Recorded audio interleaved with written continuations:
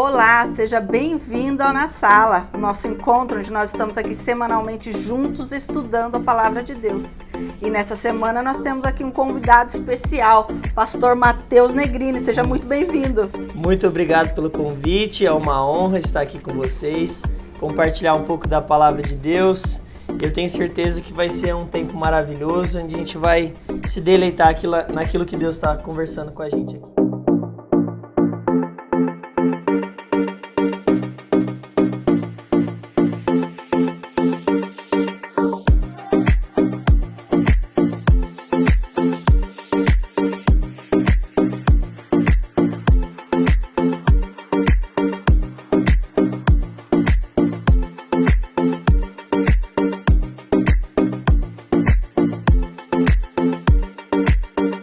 É isso aí, o pastor Negrini nós temos caminhado, faz uns 3 anos já, né, Negrini?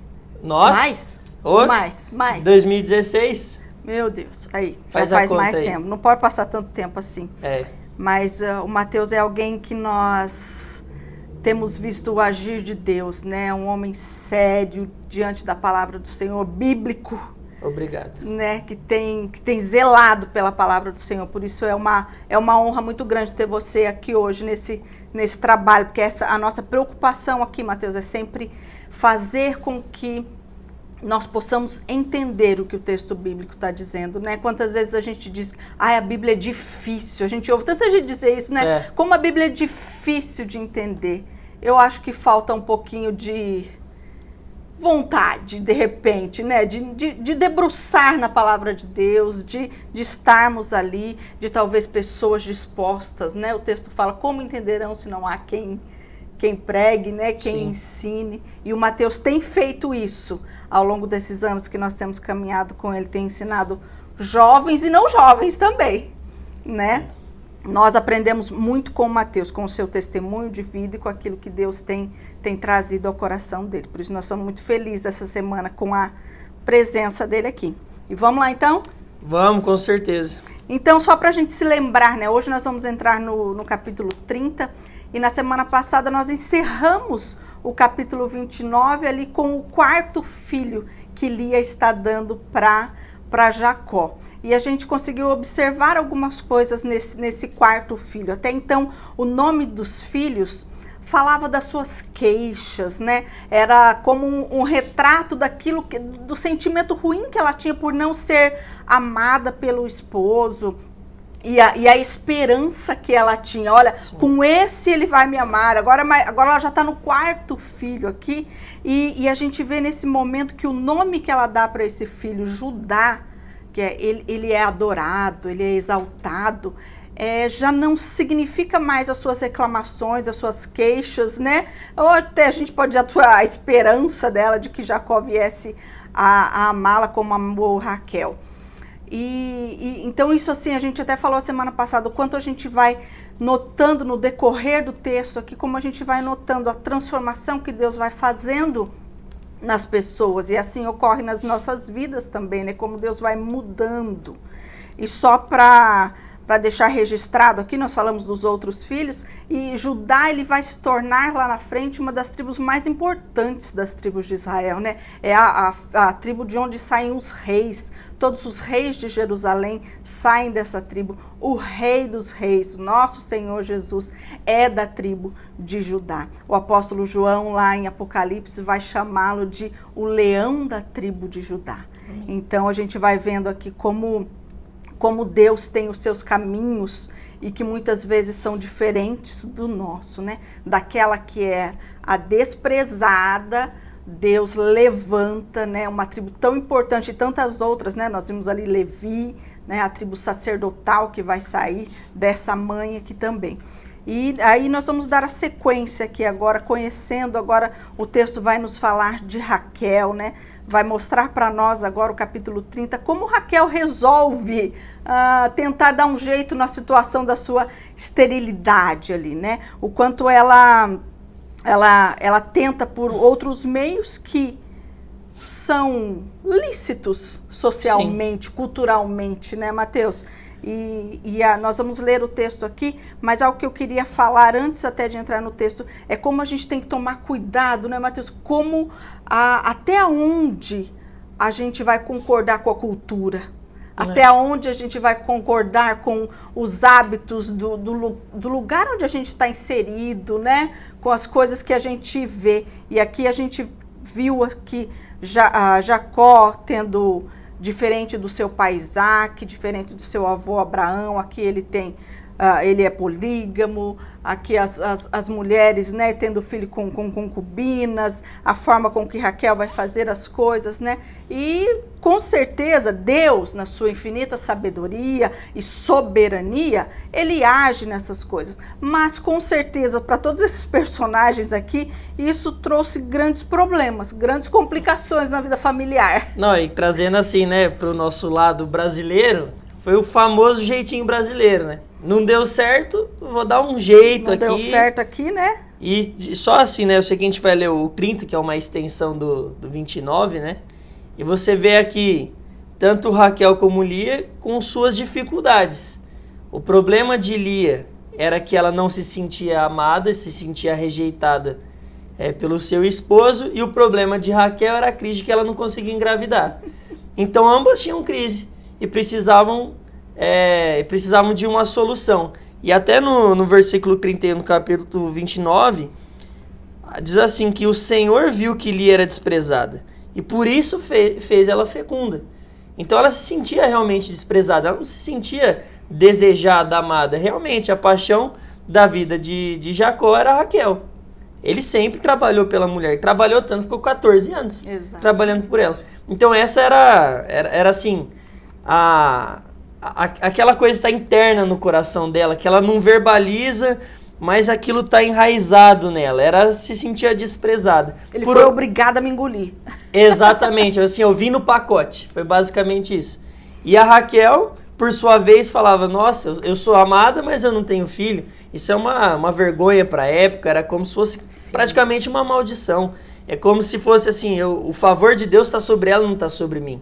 E você vai ver ali, não vou ficar dando spoiler que a gente vai ler, mas essa comparação até entre uma e outra, e como que quando você tem essas raízes dentro do seu coração, trazendo para os nossos dias, né? Se você tem uma raiz dentro do seu coração e aquilo não é tratado, pode gerar consequência para as próximas gerações. Então por isso que eu acredito que quando você tem uma vida na palavra, permite que o Espírito Santo ilumine a sua vida, vai fazendo com que a palavra resplandeça a tal ponto na sua vida, que ele vai pegando essas impurezas, vai expondo para a luz, e o Espírito Santo vai tratando a sua vida. Porque se isso não é tratado, como veremos aqui, vira também uma bola de neve. Vai dar muito problema. Eu vou ler o texto então, para a gente entender com clareza. Gênesis 30, verso 1 então. Quando Raquel viu que não dava filhos a Jacó, teve ciúmes da sua irmã e disse a Jacó, dê-me filhos, do contrário morrerei. Então Jacó ficou irado com Raquel e disse, será que eu estou no lugar de Deus que a impediu de ter filhos? Então Raquel disse, eis aqui Bila, minha serva, tenha relações com elas para que dê à luz e eu traga filhos ao meu colo por meio dela.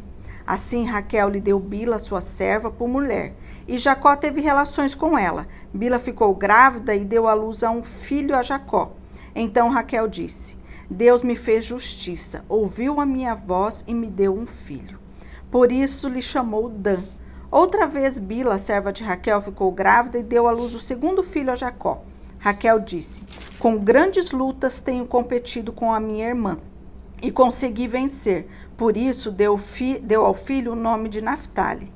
Quando Lia viu que ela mesma tinha cessado de ter filhos, tomou a sua serva Zilpa e a deu a Jacó por mulher. Zilpa, serva de Lia, deu a Jacó um filho. Lia disse, afortunada, e deu o nome de Gade. Depois Zilpa, serva de Lia, deu o segundo filho a Jacó. Então Lia disse, é a minha felicidade, porque as mulheres dirão que sou feliz. E lhe deu o nome de Aser. Nos dias da colheita do trigo, Rúben saiu e achou umas mandrágoras no campo. Ele as trouxe para Lia, sua mãe. Então Raquel disse a Lia, dê-me as mandrágoras que seu filho trouxe. Mas Lia respondeu, Você acha pouco o fato de ter tomado de mim o marido? Vai tomar também as mandrágoras do meu filho? Raquel respondeu: ele poderá ter relações com você essa noite, em troca de mandrágoras do seu filho. À tarde, quando Jacó voltava do campo, Lia saiu ao encontro dele e lhe disse: esta noite você terá relações comigo, pois eu aluguei você pelas mandrágoras de meu filho. E naquela noite Jacó teve relações com ela. Deus ouviu Lia. Ela ficou grávida e deu à luz o 5º filho. Então Lia disse: Deus me recompensou porque dei a minha serva ao meu marido. E deu ao filho o nome de Isacar. E Lia engravidou mais uma vez e deu a Jacó o 6º filho e disse: Deus me concedeu excelente dádiva. Agora meu marido vai permanecer comigo, porque lhe dei 6 filhos. E ela deu o nome do filho de Zebulon. Depois disso, deu à luz a uma filha e lhe chamou Diná. Uau! Casos de família, né? Eu tava falando, é um caso de família. Olha o tanto de coisa que aconteceu aqui. Olha só, e tudo isso movido pelo que o texto fala ali no início. Raquel teve ciúmes da sua irmã. É o que eu falei, é uma raiz interna que se externalizou. Às vezes a gente vê algumas situações acontecendo, até mesmo conosco, eu vou jogar pra mim, né? Quantas coisas que nós fazemos de errado, que tem uma raiz interna nossa, aquele pecado que está escondido, que ninguém sabe, que não é verbalizado, que não é externalizado. Só que uma hora o que está em oculto vai aparecer. Sim. E qual foi o grande problema de Raquel? Ciúmes da irmã. Ciúmes porque ela falou: minha irmã está tendo filho, eu sou amada. Como assim? E ela começou a invejar e virou uma competição de quem dava mais filho. Então, né, não sei se os irmãos tiveram a oportunidade, mas é o típico caso de família. Exatamente. E é a raiz interna, é isso que me chama a atenção, porque é o ciúmes. Não é algo meramente ali, porque por causa da família. Não, é uma raiz interna. O ciúmes levou ela àquilo. O ciúmes interno dela levou ela a externalizar todos os sentimentos, toda a raiva dela, toda a fúria dela, toda aquele sentimento de indignação em relação à irmã dela. E, como eu disse, gerou as consequências, né? É isso aí. E a gente vê aqui, né? Quantas outras mulheres nós conhecemos na Bíblia que foram estéreis e que clamaram ao Senhor? E aqui a gente está vendo uma coisa diferente. Não era simplesmente o desejo de ter filho, né, que você fala, não. Era a competição que se criou nela. E como isso é perigoso, que nesse momento, quando eu começo a botar para fora esses sentimentos que você está dizendo, os meus olhos já saem de Deus. Né? Aonde há uma competição, os meus olhos não estão postos mais no Senhor. Não é aquilo assim, eu saber se Deus quer que eu tenha filhos, o que Deus quer de mim. Isso virou, e aí a gente vai vendo como uma coisa vai puxando outra. De repente aqui a gente vê essas irmãs envoltas aqui a um misticismo de uma planta que poderia fazer com que elas engravidassem, né? Então até um lugar onde até aqui era Deus quem dava, né? Era Deus quem permitiria que elas dessem ou não filhos. Agora eu já estou partindo para um outro lado. Deixa eu ir para essa planta aqui, ver se vai dar certo. E a gente vê essa situação aqui horrível, né? A palavra que o texto lê está alugando. Ela alugou uma noite com esse marido. E, então olha como as nossas atitudes, quando os nossos olhos não estão em Deus, como elas vão mudando, como elas vão caindo, né? E assim, o que eu entendo nesse texto é que o maior desejo de Raquel, isso é meio pesado falar isso, mas não era necessariamente ser mãe, mas é ser a mãe que Lia não era. Exatamente. Ela queria competir com a Lia. Sim. Ela não queria só ser mãe, ela queria ser uma mãe melhor que Lia. Sim. Ela queria ser uma esposa melhor que Lia. E a inveja, né, uma coisa tão complicada, tão perigosa, vamos dizer assim, então, assim, tem que saber deixar o Espírito Santo tratar, porque a inveja não está ligada com apenas eu querer, assim, o outro está maior do que eu. Não é isso. Você quer que você não quer só estar na posição daquela pessoa, mas você quer que ela caia junto. Então, se ela estiver lá no topo, né? Só, desculpa aqui, me perder um pouco. Mas se ela estiver no topo e você estiver no topo, você não está satisfeito. Você quer você no topo e a pessoa para lá. Então a gente tem o sentimento de que é injusto que ele tenha e eu não. Tipo isso. Então não é assim, você tem e eu tenho e tá tudo certo. Não, eu quero não só ter o que você tem, mas eu quero que você não tenha nada, porque eu mereço estar aqui. Sim, Então é mais ou menos esse o sentimento que tem aqui. E aí você vai ver uma confusão tão grande, que aí até quando Lia ela vê que assim, cessou de dar filho, ela fala, não, peraí, então é para competir quem vai ter filho? Então vamos botar lá minha concubina também, vamos fazer filho, vamos ver quem faz mais filho. E é uma coisa sem lógica. Sem lógica, que Deus já tinha abençoado a mulher. Deus já tinha agraciado ela. Eu vejo tantas vezes que Deus tem nos dado bênçãos e a gente está insatisfeito. Por que eu digo isso? É a pessoa que fala aqui, não, se eu tivesse isso, eu faria aquilo, né? Aí ela fala assim, não, eu não sou feliz porque eu não moro num prédio bonito. Beleza. Aí a pessoa vai lá e não consegue conquistar, Deus abençoe, a pessoa mora num prédio bonito. Só que daí ela olha o prédio do vizinho e ela vê que tem uma sacada maior, que tem uma área gourmet, uma área de lazer e tal. E ela, não, mas é que eu não tenho aquilo. E ela vai lá e conquista aquilo. Daqui a pouco ela mora numa mansão, né? Aí ela tá numa mansão, só que o condomínio que ela tá é uma mansão onde a mansão dela é a menor das mansões. E ela vai entrando num nível de insatisfação muito grande. Foi isso que aconteceu. E na verdade, isso é uma raiz interna, um problema interno do coração.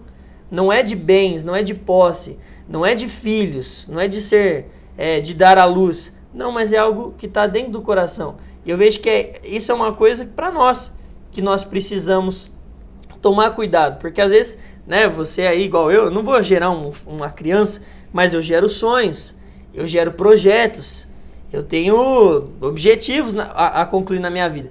E se em algum ponto da minha vida eu parar para me comparar, por exemplo, com a Andresa, eu vou me frustrar. Porque ela não foi chamada para fazer o que eu faço, não foi chamada para ser quem eu sou, e não foi chamada para ter o que eu tenho, ou vice-versa. Exatamente. Então, assim, se você se coloca no lugar onde Deus te chamou, você vai ser feliz. Você vai ser satisfeito.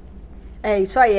Não estar buscando ser o que Deus tem para você, mas o que você quer, o que o outro tem, né? Sim. Isso é péssimo. E por outro lado, aqui nessa negociada de locação de marido aqui, a gente também vê aqui, o Mateus é mais polido que eu, gente, ele fala que é pesado falar, eu já ia entrar com os 2 pés aí. A gente vê um Jacó passivo, né? Você não vê o texto relatar banana. Em nenhum momento ele achar ruim o que está acontecendo, ou ele chegar, o que vocês estão fazendo? Volta aqui para o centro, né? Então, a gente vê aqui o quanto Deus já transformou na vida desse patriarca, mas o quanto ainda Deus vai trabalhando, e nós vamos conhecer isso até que Jacó se torne Israel. Até porque ele era o provedor, né? Se ele falar, gente, chega. Parou com essa palhaçada. Onde que vai botar? Exatamente, né? É feira aquele filme, né? 12 é demais. Foi o que aconteceu com o irmão Jacó. É bem isso aí. E aí a gente vê aqui, né? Eu costumo dizer que Deus é muito bem-humorado, Mateus. E aí a Raquel aluga ali as plantinhas para ver se dava, mas quem engravida é Lia. Né? Deus é demais, gente. Deus pega as coisas erradas que a gente faz aí, ele dá uma virada bem radical aqui, né? Todos aqui pecaram, todos aqui tiraram os seus olhos de Deus, mas Deus não perdeu o controle em nenhum momento sobre essa situação. Eu vou ler aqui o 22 e o 24 para a gente comentar, Mateus. Tá. Deus lembrou-se de Raquel, ouviu e a fez fecunda. Ela engravidou e deu à luz um filho. Então disse, Deus tirou de mim o meu vexame. E deu ao filho o nome de José, dizendo, que o Senhor me dê ainda outro filho. Olha o que você estava falando da insatisfação, né? Acabou de receber uma bênção, mas já dá o nome dele no outro. Gente, que bênção. Ela deu luz a José. Que maior bênção que essa? Pense, né? Esse homem vai ser aquele que vai salvar todo esse povo aqui da fome, né? Olha quem vai ser José, mas ela nesse momento, ela não se preocupou com nada disso, nem com José. Sim. Ela já se preocupou em dar o nome mais um, dizendo que Deus vai dar mais um. E a gente sabe, na nossa posição privilegiada, né, que já conhecemos a história, a gente sabe que esse mais um que Deus lhe dará mais um, lhe dará Benjamim, e esse filho lhe trará a morte. ela morre no parto desse filho, né? Então a gente tem que cuidar com as coisas que a gente fala para Deus. Melhor deixar como está. Porque ó, olha aqui, ó. Diz aqui, ó, que Deus se lembrou de Raquel, ouviu ela, Deus ainda teve misericórdia e falou assim, ó, agora você vai ter um filho. E eu fico pensando, né? Se Raquel simplesmente tivesse esperado, se Raquel tivesse permanecido no propósito, olhado para Deus, para as promessas de Deus, ela teria gerado José. E às vezes eu penso, né? Às vezes a outra teve mais, mas gente, José, né? É muita graça de Deus na vida de uma pessoa. Né? E eu vejo assim, né? Sempre trazendo para a nossa vida, quantas vezes, né? A gente compara a bênção do próximo, né? Mas o outro tem 10 bênçãos. Mas, irmão, às vezes a sua bênção está sendo preparada por Deus. Às vezes você fala, não, mas são anos. Exatamente como essa mulher aqui. Às vezes são anos ali que Deus está te preparando o seu coração, preparando a sua vida, preparando tudo que é necessário para te dar uma bênção dessas, para te dar um José. Uma coisa que realmente você vai falar que é a mão de Deus na minha vida. Favor de Deus. Era bem isso mesmo. Mas aí os nossos olhos voltam, não, mas a outra tem o José, a Maria, o João, o Pedro, eu quero também. Tem os dois filhos de Francisco. A gente tem que viver no desenho que Deus tem para cada um de nós, não no desenho que ele tem para o outro, né? 25. Depois que Raquel deu à luz a José, Jacó disse a Labão, deixe-me voltar ao meu lugar e à minha terra. Dê-me os meus filhos e as mulheres pelas quais trabalhei para o Senhor e partirei. O Senhor sabe muito bem o quanto e de que maneira o servi. Labão lhe respondeu, se puder me fazer o favor, peço que fique comigo. Descobri por meio de adivinhações que o Senhor Deus me abençoou por causa de você. E Labão continuou, fixe o seu salário que pagarei. Então Jacó disse, o Senhor sabe como tenho trabalhado e como cuidei do seu gado, porque o pouco que o Senhor tinha antes de eu chegar foi aumentado grandemente, e o Senhor Deus o abençoou com o meu trabalho. Mas quando vou começar a trabalhar também por minha própria casa? Labão perguntou a José, quanto você quer que eu lhe dê? Jacó respondeu, não precisa me dar nada. Voltarei a apacentar e a guardar o seu rebanho, se o Senhor concordar com isso. Passarei hoje por todo o seu rebanho, separando para mim todas as ovelhas salpicadas e malhadas, todos os cordeiros negros e todas as cabras malhadas e salpicadas. Isso será o meu salário. Assim a minha justiça responderá por mim no dia de amanhã, quando o Senhor vier a conferir o meu salário. As cabras que não forem salpicadas e malhadas, e as ovelhas que não forem negras, caso forem achadas comigo, o Senhor pode considerá-las como roubadas. Labão disse, está bem, seja como você disse. Mas naquele mesmo dia Labão separou os bodes listrados e malhados e todas as cabras salpicadas e malhadas, todos os que tinham alguma brancura e todos os cordeiros pretos, e passou as mãos de seus filhos, e pôs a distância de 3 dias de viagem entre si e Jacó apacentava o restante do rebanho de Labão. Uau! Então olha aqui, né? A gente sabe que Jacó vai ficar 20 anos ali servindo a Labão, né? E não foi um relacionamento amistoso, zeloso, de parentes, um cuidando do outro, né? Não. A Labão abusou ali, né? Explorou Jacó esse tempo todo, Começar pelas filhas, né? A começar pelas filhas, 14 anos só pelas filhas. Então, 7 anos por uma já é bastante, né? Já é mais com aí, ó, os irmãos que fazem medicina, já é mais. Já é mais. 14. Então é muito tempo. Então o irmão Labão, se aproveitou da situação. Falou, vou unir o útil ao agradável. Quer minha filha? Então trabalha. Aí imagina, né, coitadinho. Jacó chegou lá na hora do casamento, viu que não era quem ele tinha pedido. Aí o Labão, em vez de, né? Não, mais 7 anos, 14 anos. Em outras palavras, você quer? Então trabalha pra mim. Trabalha por mim. Sim. E aí a gente vai conversando. É o famoso assim, vai fazendo que a gente vai conversando. E no momento que Jacó ele se depara com aquela situação, ele fala, opa, eu preciso tirar o time de campo. A minha impressão nesse texto é isso. Jacó fala, opa, eu já tô com um problema aqui com as minhas 2 esposas. Já não tá muito fácil de lidar. Já não tenho um relacionamento tão bom com Labão. O melhor que eu tenho para fazer é tirar o time de campo. E nesse momento o Labão fala, não, meu filho. Ele não quer perder, né? Não quer perder a mão de obra que era Jacó. E aí ele começa a tentar amarrar Jacó, né? É isso aí, vai de todas as maneiras aqui, né? Ele faz a proposta, Jacó faz uma proposta para ele, ele bota acaba o nome aceitando, de Deus ali. Põe o nome de Deus, né? Que ele descobriu por meio de adivinhações. A gente vê como é muito, muito lícito isso aqui, né? E então a gente está vendo aqui que Labão não quer perder o seu servo, mas e aí Jacó a gente tem que lembrar que Jacó tinha uma palavra de Deus, Sim. né? Deus disse a ele que ele retornaria para sua casa, né?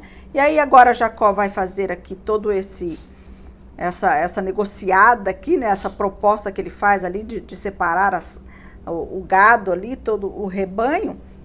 Mas eu acho que o mais importante aqui, né, Negrinha, é a gente ver assim que Jacó dá um bom testemunho, apesar das suas falhas, das suas mazelas ali, Deus dá o testemunho, Jacó dá um bom testemunho, né? Ele serve fielmente, zelosamente, né?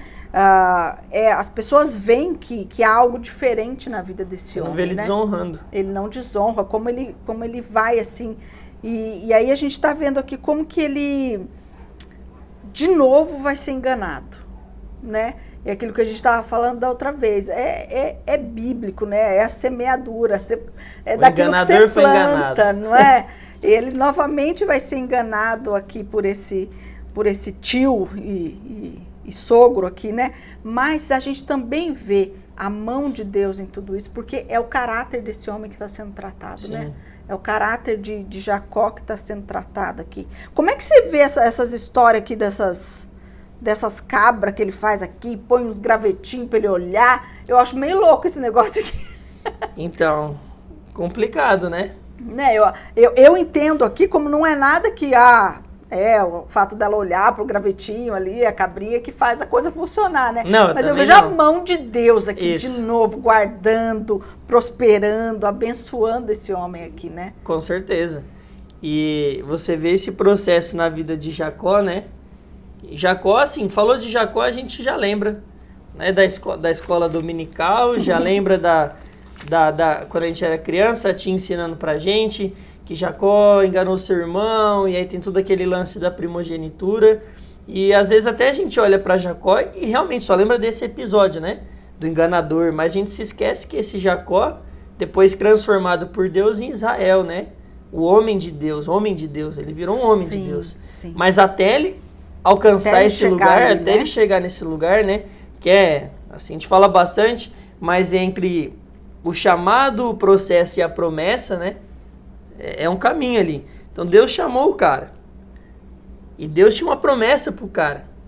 Só que tinha um processo ali no meio. É isso que a gente não entende, né? E você vai ver tantas pessoas na Bíblia da mesma forma, né? O que eu mais gosto é o Moisés.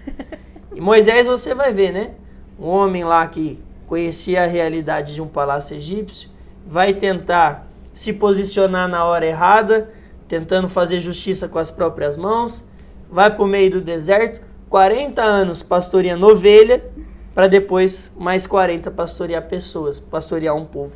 Então Jacó estava nesse processo da caminhada, onde o enganador estava sendo enganado, onde ele estava realmente sofrendo na pele aquilo que ele causou à sua família, mas ali mesmo assim ele estava aprendendo com aquelas lições, tanto, né, que mais para frente ele vai se reencontrar com o seu irmão. E você vai ver que o cara tá mudado.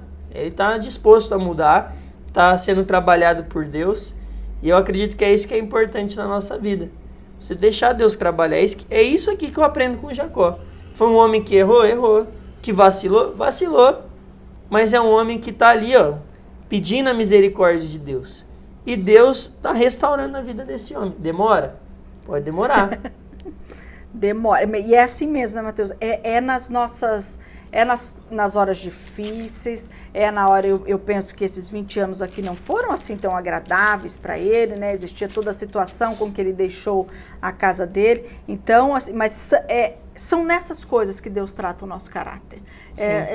São nesses momentos que Deus está moldando, sim. Né? A gente nunca pode achar que porque está difícil, porque ainda não aconteceu aquilo que Deus falou, que Deus não nos ama, ou que Deus não está ouvindo. Pelo contrário, Ele está nos preparando para sermos aquela pessoa, né? Jacó, para mim, é uma das pessoas mais emblemáticas do texto bíblico, né? Ele é filho de Isaac, ele é neto de Abraão, ele é aquele homem que, sabe, que foi escolhido no ventre da mãe, né? A bagagem boa, né? Nos remete muito a nós, né? O Senhor, né? O texto de Efésios vai dizer que Deus nos elegeu nele antes da fundação do mundo, não por aquilo, né? Então, assim, Jacó não foi escolhido por aquilo que ele fez ou deixou de fazer, né? Mas pela soberania de Deus, porque Deus, assim, ele engana o pai, ele trai o irmão, ele sai fugido da terra, e na semana que vem nós vamos ver aqui que agora ele vai fugir desse tio aqui, mas é alguém que Deus levanta com tamanha autoridade, sim, que Deus escolhe para ser o pai de uma grande nação, né? E quantas coisas nós podemos aprender aqui com ele, é aquilo que você estava falando, né? Os processos, nós não podemos nunca fugir, você até ministrou sobre isso, né? Sobre os processos, nós não, sim, podemos fugir dos processos na nossa vida, porque é isso que molda o nosso caráter. O que mais você nos fala aqui sobre esse amigo? Essa questão do processo para mim, por que eu falo tanto? É porque eu acredito que é o que Deus tem ministrado ao meu coração, tem falado comigo. Eu acredito que a responsabilidade que a gente tem, né, saindo um pouco do texto aqui, responsabilidade que a gente tem de levar a palavra de Deus é sempre em cima do que Deus está falando. Então, eu acredito que o pregador, o ministro da palavra, ele sempre vai falar em cima do que Deus já está ministrando com ele. Eu não vou falar de uma coisa que eu não estou vivendo. E processo é uma coisa que marca muito a minha vida. Por conta da minha história de vida mesmo, quando eu me convertia, já desde adolescente, acreditava assim, né, que eu até falo brincando para os meninos, eu falo, com 16 anos eu comecei a sair de Londrina para pregar. Então, na minha cabeça, assim, com 18 eu tô rodando o Brasil, com 20 eu tô rodando o mundo, né? Essa foi a minha cabeça. Quando o pastor chegou e falou, você vai cuidar dos jovens, eu falei, meu Deus do céu, não é possível.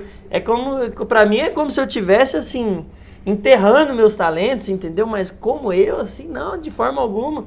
E eu fui vendo como que Deus, ele foi me poupando de situações e me ensinando até o meu coração trabalhado por ele, está me ensinando, lógico, né? Mas, e como que Deus, ele nos ensina através da palavra dele.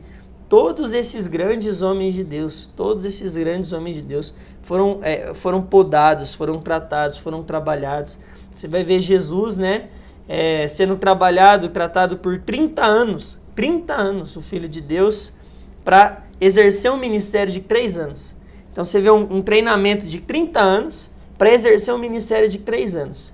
E o que eu vejo na nossa geração, que é uma geração que eu falo que é a Reels Church, né? Reels é aquela função do Instagram, você vai para baixo e aí você vê milhares de ministrações. A gente acha que em 3 meses a gente vai exercer um ministério de 30 anos. E não é assim que funciona.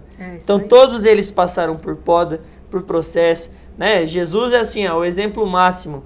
Mas você vai ver Abraão, você vai ver Moisés, você vai ver os profetas, você vai ver o próprio Jacó, você vai ver o filho dele, José, quanto tempo ali, né? Você vê um menino lá que teve os sonhos, teve a revelação, mas, ixi, gente, aqui eu não vou ficar dando spoiler. Nenhuma galeria ali dos heróis da fé foi assim. Eu não vou, que assim, né? Então, estamos aqui, eu vou ficar dando spoiler, mas você ali vê traços do menino mimado pelo pai, do menino que recebe a túnica do pai. Exatamente. E aí ele vai lá, chega pros irmãos, vai todo mundo se curvar e fica bonito. E aí Deus vai lá, permite com que um monte de coisa aconteça para que ele se torne, né, um governador do Egito. E Jacó da mesma forma. Eu sou filho de Isaac. Sabe quem que é meu avô? Meu avô é Abraão. Eu recebi a bênção. Imagina isso. Você chegar e falar, meu avô é Abraão. Deus falou com meu avô, só é o pai da fé. Então também era uma pessoa que precisava de tratamento de Deus. E ele nunca tinha experimentado uma situação onde ele foi enganado. Ele sempre enganou. Sempre teve a mamãe dele ali, A mãe fazia o prato de comida, isso. Quando ele foi com Labão, não, filho, agora é mão na massa. É você. Vai ter que trabalhar, vai ter que se sustentar, vai ter que correr atrás. E é assim na nossa vida. É assim que Deus faz. E você falou de Jesus, né? Às vezes a gente fala assim, mas era Jesus. Mas Paulo, eu me lembro quando Paulo fala assim que e ele, mesmo sendo filho, aprendeu a obedecer pelo que passou. Até Jesus passou por processo, Mateus. Passou. É assim a nossa vida. Com certeza. E é que eu falo, né? Jesus é o exemplo máximo de humildade.